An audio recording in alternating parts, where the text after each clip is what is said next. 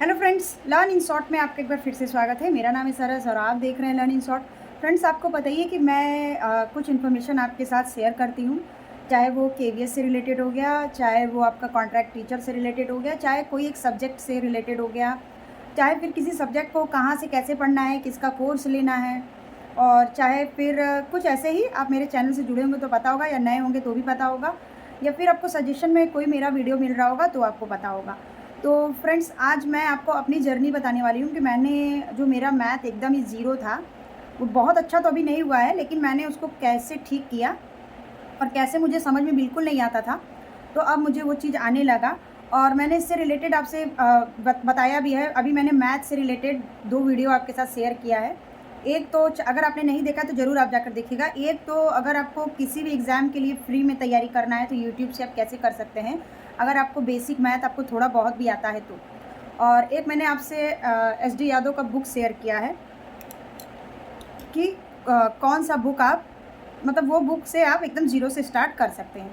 तो आज मैं आपको बताऊंगी कि मैंने अपने मैथ को कैसे ठीक किया। और अगर आप एकदम बिगनर हैं तो फिर मेरे बातों को बिल्कुल ध्यान से सुनिएगा, ये वीडियो आपके लिए बहुत ज़्यादा हेल्पफुल हो सकता है। तो सबसे पहले तो सबसे पहले तो मैंने कैसे चीज़ों को समझा। देखिए, बात यह है कि मैंने कुछ कॉम्पिटिटिव एग्ज़ाम दिए और मेरे एग्ज़ाम में मैथ की वजह से मेरा 1-2 बार गवर्नमेंट में सिलेक्शन नहीं हो पाया। और वैसे तो मैं वर्किंग हूँ, मैंने हमेशा से कुछ ना कुछ किया है, लेकिन मैंने जो एग्ज़ाम दिया तो मैथ की वजह से क्योंकि मैथ और रीज़निंग में बिल्कुल भी मेरा वो नहीं था, मतलब बिल्कुल भी मुझे आइडिया नहीं था कि कहाँ से शुरू करें, कैसे करें। यूट्यूब में भी ढेर सारी चीज़ें मिल जाती थी। तो फिर मुझे लगा कि मैथ, बहुत मैथ मैथ मैथ, मुझे समझ में नहीं आता था कि अर्थमेटिक में क्या पढ़ें, अलजेब्रा में क्या पढ़ें। मुझे बिल्कुल भी समझ में नहीं आता था कि कहाँ से क्वेश्चन बनता है, कि क्या होता है। मुझे बिल्कुल भी, मतलब मैं पूरा भूल चुकी थी, क्योंकि मैंने मैथ बहुत ही पहले छोड़ दिया था। मैं पेडागॉजी, साइकोलॉजी वगैरह से पढ़ाई करती थी, इंग्लिश से पढ़ाई करती थी, और मैंने मैथ को बहुत पहले ही छोड़ दिया था, क्योंकि कुछ मेरे साथ प्रॉब्लम था। मेरे तो इस वजह से मुझे पढ़ाई के साथ और भी चीज़ें मैनेज करनी थी, तो मैंने मैथ को एकदम स्किप कर दिया। लेकिन मुझे अपनी पढ़ाई को कंटिन्यू रखना था, तो फिर मैं एक बार मैथ का क्लास किया मैंने। फिर भी मुझे वहाँ पे भी समझ में नहीं आया। वहाँ के सर ने ये पढ़ाते तो बहुत अच्छा थे, लेकिन उन्होंने ये नहीं बताया कि मैथ का नींव क्या है। उसके बाद फिर मैं बहुत परेशान थी कि मैं अपना मैथ कैसे सही करूँ, कैसे सही करूँ। तो फिर आप भी जैसे अभी भी परेशान होंगे, जो भी मेरा ये वीडियो देखेगा, अगर वो परेशान होंगे तो फिर ये वीडियो उन्हीं के लिए है। तो उनको अभी करना क्या चाहिए, जैसे कि आप कोई ऑफ़लाइन सर ढूँढ रहे हैं, या फिर मैम ढूँढ रहे हैं, या फिर कोई भी ढूँढ रहे हैं, क्योंकि बहुत सारे लोग ऐसे होंगे जो कॉम्पिटिटिव एग्ज़ाम में मैथ से ही और मैथ के लिए ही परेशान होंगे। बहुत सारे लोग ऐसे होंगे, क्योंकि आपको पता है कि इतनी सारी आबादी में और इतने सारे लोग कॉम्पिटिशन का तैयारी कर रहे हैं, और तैयारी कर रहे हैं, तो मैथ उसमें एक बहुत अच्छा भूमिका निभाता है।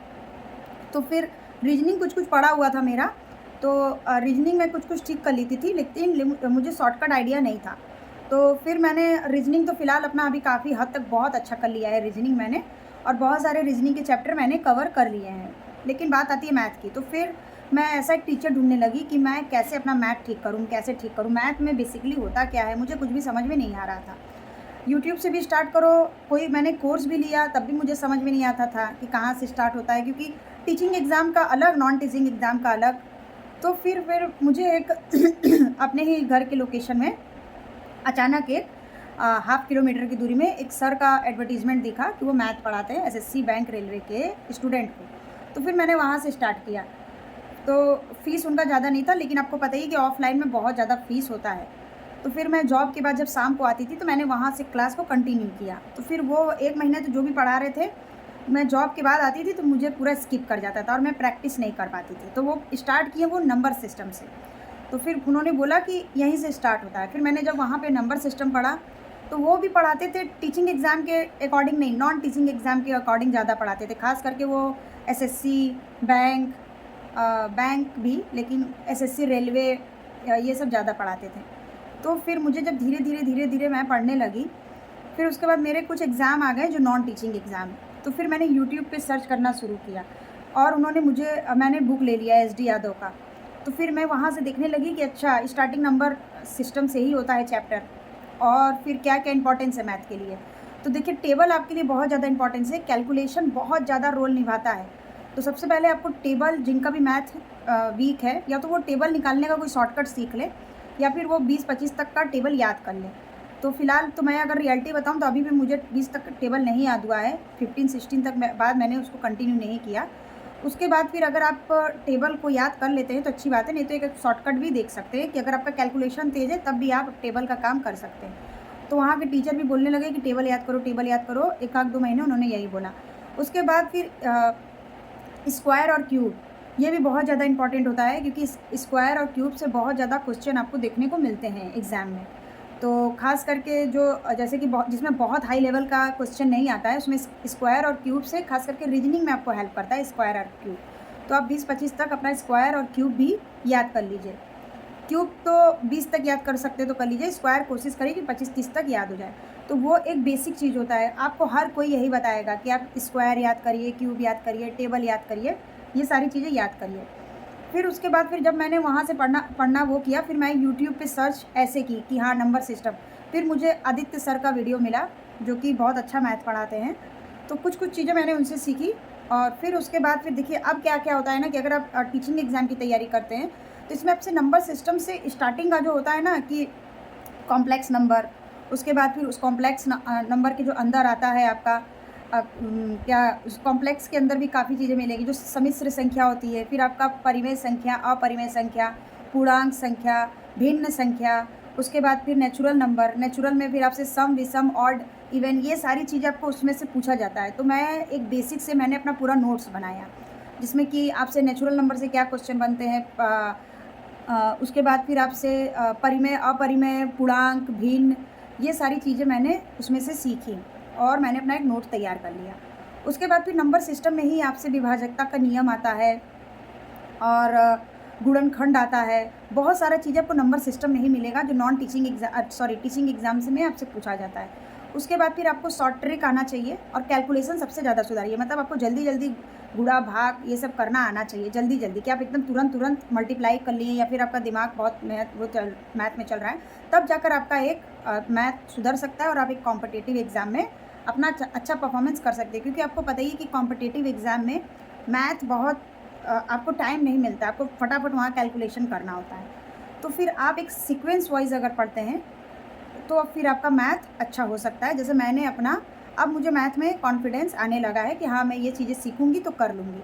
जैसे कि एक सम्मिश्रण वाले क्वेश्चन आते हैं कि 2x स्क्वायर माइनस XY ऐसे करके आता है, तो x का मान बताइए। ये क्वेश्चन आपको यूपी टेट में भर के देखने को मिलेगा, तो इसका आप बार बार प्रैक्टिस करिए।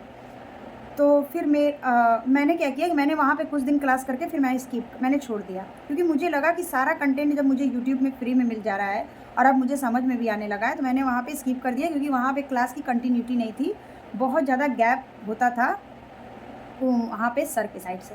तो फिर मैंने छोड़ दिया, क्योंकि वो भी ऑलरेडी वर्किंग थे और मैं भी थी, तो मेरा टाइम मैनेज नहीं हो पा रहा। तो मुझे लगा कि जब मैं चीज़ें अब सीख सकती हूँ और यूट्यूब से फ्री में सीख सकती हूँ, तो फिर मुझे क्या ज़रूरत है एक्स्ट्रा पे करने का। तो फ्रेंड्स, आप भी मैं आपको ये सजेस्ट कर रही हूँ कि पहले आप नंबर सिस्टम से स्टार्ट करिए। नंबर सिस्टम में आप सम्मिश्र संख्या, पूर्ण संख्या, भिन्न संख्या, परिमेय संख्या, अपरिमेय संख्या, नेचुरल नंबर, नेचुरल में सम, विषम, जिसको ऑड इवन कहते हैं, ये सारी चीज़ें आप सीखिए। जीरो क्या है, पाई क्या है, और पाई का मान क्या होता है, ये सारी चीज़ें आप सीखिए। उसके बाद आप एक टेबल और स्क्वायर और क्यूब, ये सारी चीज़ें सीखिए। नंबर सिस्टम से आप स्टार्ट करिए। आप अर्थमेटिक स्टार्ट करते हैं तो PYQ को देखिए, और आप यूट्यूब पे सर्च करिए PYQ के फॉर्म में। उसके बाद फिर अलजेब्रा से बहुत ज़्यादा क्वेश्चन पूछा जाता है, तो आपको स्क्वायर और ट्रायंगल, रेक्टेंगल, ये सारी चीज़ों का फॉर्मूला होता है, वो सारी चीज़ें आपको पता होनी चाहिए। तो फिर आपका मैथ बहुत अच्छे से हो जाएगा, और आप अगर किसी भी कॉम्पिटिटिव एग्ज़ाम में 10-15 नंबर का क्वेश्चन आता है, तो आप आराम से 8 नंबर तो आप कर ही लेंगे। बाकी हो सके माइनस मार्किंग ना हो तो तुक्का में भी कुछ चीज़ें ठीक हो सकती हैं। तो फ्रेंड्स, ये मेरे सीखने का सफ़र था, जो मैंने आपके साथ शेयर किया, कि आप भी चाहे तो अपना मैथ ऐसे सुधार सकते हैं, और आप भी चीज़ों से डरना बंद कर सकते हैं। जैसे मुझे पहले बिल्कुल भी जो त्रिकोण के क्वेश्चन आते हैं, ट्रायंगल के, स्क्वायर के, ये सारी चीज़ें मुझे बिल्कुल समझ में नहीं आती थी। लेकिन फिर मैंने उस चीज़ों को सीखना चाहा, फिर मैंने उसमें वो किया, इन्वॉल्व हुई। उसके बाद फिर उसको आप सॉल्व करिए। आप जैसे कि कोई भी आपका PYQ का फॉर्म हो, मतलब प्रीवियस ईयर पेपर हो, आप उसको सॉल्व करिए, सॉल्यूशन देखकर सॉल्व करिए, और आप बिल्कुल जीरो से स्टार्ट करिए, जो कि आपको ये सब चीज़ें मैंने आपको बताई। क्योंकि कई बार आपको परिमेय, अपरिमेय, उसके बाद फिर आपसे नेचुरल नंबर से क्वेश्चन आता है, ऑड इवन से क्वेश्चन आता है, जीरो क्या है, उसके बाद सम्मिश्र संख्या में क्या-क्या आता है। ये सारी चीज़ें आपसे पूछी जाती है कि सबसे किसके अंदर क्या चीज़ें आती है। पूर्णांक में क्या-क्या होता है, पूर्णांक में पूछा जाता है जैसे जो इंटीजर्स जिसको बोलते हैं। उसके बाद फिर आपको विभाजकता का नियम आता है, जो गुणनखंड आता है, जो फैक्टर बोलते हैं। ये सारी चीज़ें आपको नंबर सिस्टम में ही देखने को मिलती है। तो ये सारी चीज़ें अब एकदम आपको सारे चीज़ यूट्यूब में मिल जाएँगे। आप नंबर सिस्टम डालिए और फिर आप सारी चीज़ें आप आराम से सीख लीजिए और अपने सिलेबस के अकॉर्डिंग आप पढ़ाई करिए, तो आपका मैथ बहुत अच्छे से आप सही कर सकते हैं। और मैंने रेलवे के भी कुछ एग्ज़ाम दिए हैं, उसमें भी देखा है मैंने, मैथ बहुत ही हाई लेवल का नहीं होता है। आपको आता रहे तो आप आराम से कर सकते हैं।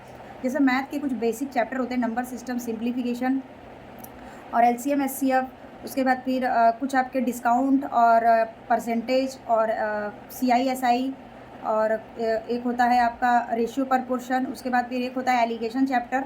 ये सारी चीज़ें आप अपना सीरियल वाइज कंप्लीट कर लेते हैं तो फिर उसके बाद फिर आपको कोई भी ज़्यादा प्रॉब्लम नहीं होगा।